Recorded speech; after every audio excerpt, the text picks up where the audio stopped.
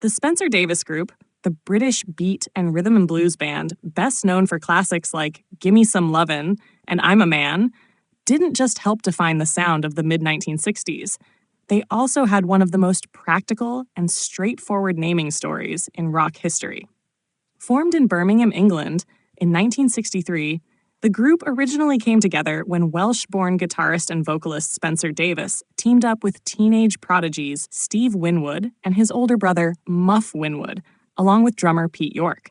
The quartet quickly developed a reputation for their tight, energetic performances and a sound rooted in American R&B, soul, and blues influences. When it came time to settle on a band name, the decision was surprisingly pragmatic. The group needed a name for booking gigs and promoting their shows, and Spencer Davis, as the oldest member and a natural frontman in terms of stage presence, became the logical choice. By naming the band after him, they avoided long debates and complicated creative processes that often bog down young groups. The choice also had a practical benefit.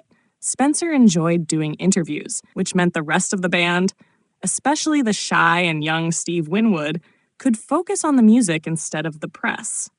In a way, the name was as much a business strategy as it was a recognition of Davis's role. This approach paid off.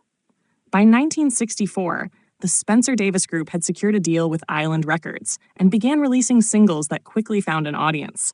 With Steve Winwood's soulful, mature voice, remarkable for a teenager, the band produced hits that would become enduring staples of the British invasion era. The name the Spencer Davis Group became synonymous with high-energy performances, blues-inspired riffs, and some of the most memorable R&B-infused rock of the decade. While the band's name might seem modest compared to the more poetic or experimental monikers of the era, it actually carried a sense of professionalism that helped them stand out. The format of the Leaders Name Group was a classic structure in jazz and R&B circles, suggesting a serious, tight-knit unit centered around a key musician. In their case, the name also became a kind of brand, one that promoters could easily market to audiences hungry for the British take on American rhythm and blues. From an SEO and branding perspective, the Spencer Davis Group has longevity because it is tied not only to an individual's name, but also to a legacy of music that defined a period.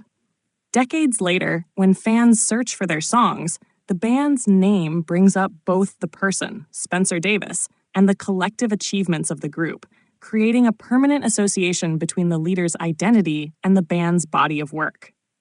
Even after Steve Winwood left the group in 1967 to form Traffic, the name remained intact, continuing to release music and tour with different lineups. Spencer Davis himself later reflected that naming the band after him was less about ego and more about convenience, but in doing so, he inadvertently gave the group a timeless identity. The decision allowed them to focus on their music and build a reputation without worrying about reinvention or name confusion.